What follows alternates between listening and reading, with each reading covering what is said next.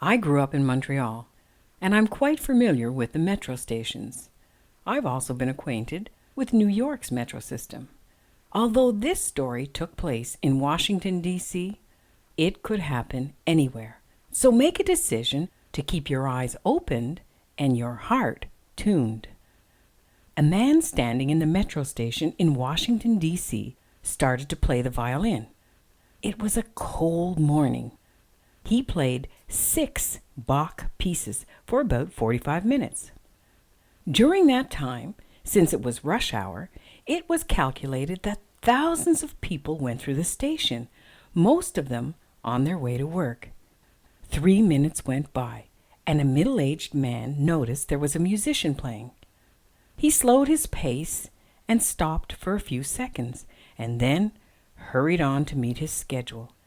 A minute later, the violinist received his first dollar tip.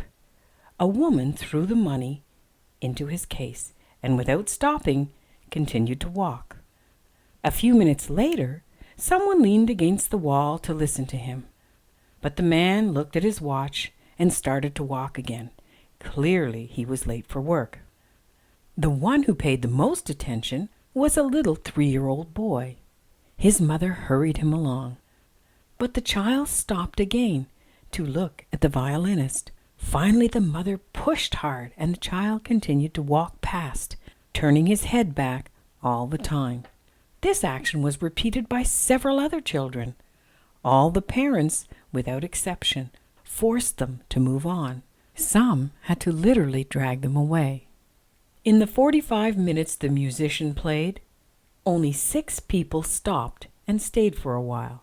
About 20 gave him money, but continued to walk at their normal pace. He collected a total of $32. When he finished playing and silence took over, no one noticed it. No one applauded, nor was there any recognition. No one knew this, but the violinist was Joshua Bell, one of the best musicians in the world. He played one of the most intricate pieces ever written with a violin, worth $3.5 million. 2 days before his playing in the subway, Joshua Bell sold out a theater in Boston. The seats averaged $100 a ticket. This is a real story.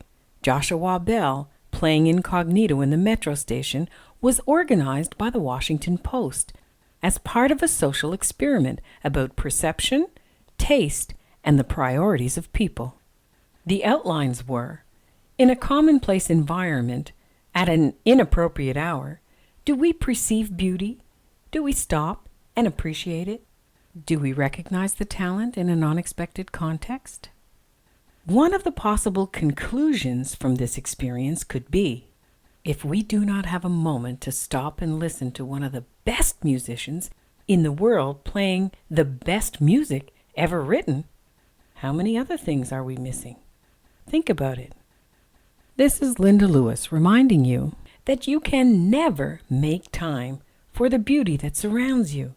God has given us all an equal amount of it.